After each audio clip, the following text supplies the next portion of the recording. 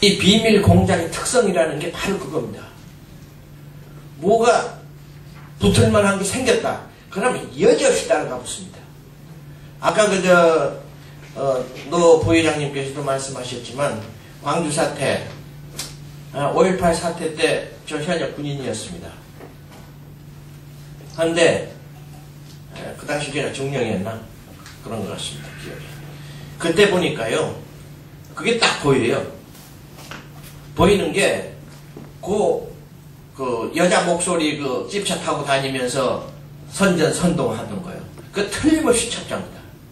그런데 그 여자가 5.18이 끝난 후에 없어졌어요.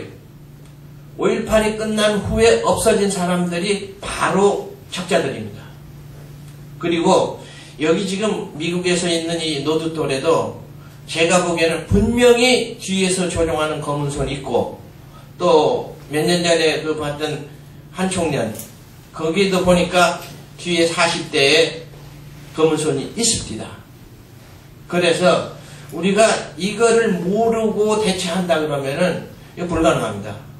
그래서 우리는 반드시 이거를 염두에 둬야 된다, 이런 생각이고, 그 다음에 중요한 것은 자발적이라든가 어떤 불만 해소를 위해서 저쪽에 가담한다든가 이런 유형은 크게 문제가 되질 않습니다.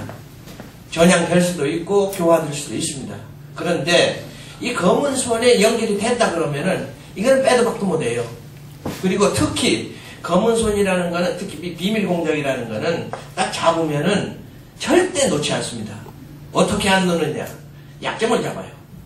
약점을 잡아서 딱 틀어쥐고 말 안 들으면 너 이거 터뜨려, 이거 죽어. 안 할 수가 없습니다. 저는 이런 말씀 드려서 어떻게 생각하실지 모르겠습니다만은, 북한에 공식적으로 다니시는 분들 중에도 분명 있으리라고 봅니다. 약점 잡힌 분들 있을 겁니다. 없다면 북한 첩보공작기관 빵점입니다. 그러나 북한 첩보공작기관이 빵점짜리입니까? 어마어마합니다. 그런데 그런 애들이 그거 안 하겠습니까? 이거는 기본입니다. 그래서 그런 거를 우리가 염두에 두고 대처를 해야 되겠다 하는 생각입니다. 그리고 평양에 데리고 가는 애들, 평양 시내밖에 구경 안 시키지요. 그런데 요즘 저는 다른 데 첩보 얻을 데가 별로 없어서 방송에서 주로 얻습니다. 이게 첩보장교들 이런 얘기 합니다. 우리는 정보의 홍수 속에서 산다. 찾으면은, 특히 자유민주주의 국가에서는 찾으면은 엄청난 첩보와 정보를 얻을 수 있습니다. 근데 저는 요새 뭘 자주 보나 하면은, 이만갑이라고 해서 이제 만나러 갑니다 하는 프로 아마 보셨을 겁니다. 동아방송에서 하는 거. 거기에 보면은 상당히 많은 정보를 얻을 수가 있어요. 그래서 거기서 저는 판단한 게 뭐냐면은, 평양은 북한 정권이 지배하는 공산주의 국가입니다. 그런데 지방은 어느 정도 힘으로써 지방을 통제는 하고 있지만, 사회에 돌아가는 것은 상당히 시장경제화되고 있다는 겁니다. 왜 그러나 하면은, 북한 정부에서 배급을 못 주니까 먹고 살으려니 시장경제로 돌아설 수밖에 없습니다. 원시적 시장경제요. 갖고 나가서 바꾸고 팔고 해야만이 밥을 먹으니까 그럴 수밖에 없습니다. 그래서 제가 판단하기로는 상당 부분 북한의 평양을 제외한 시골 이쪽 부분은 기초시장 경제화 됐다, 이렇게 보고 있고, 이것은 어떻게 해서 됐느냐? 북한 정권한테 과거 10년 동안 퍼다 주듯이 계속 퍼다 주면은 그거 안 됩니다. 그리고 북한이 개혁 개방으로 나오려면은 우선 시장 경제가 이루어져야 됩니다. 그게 기본입니다.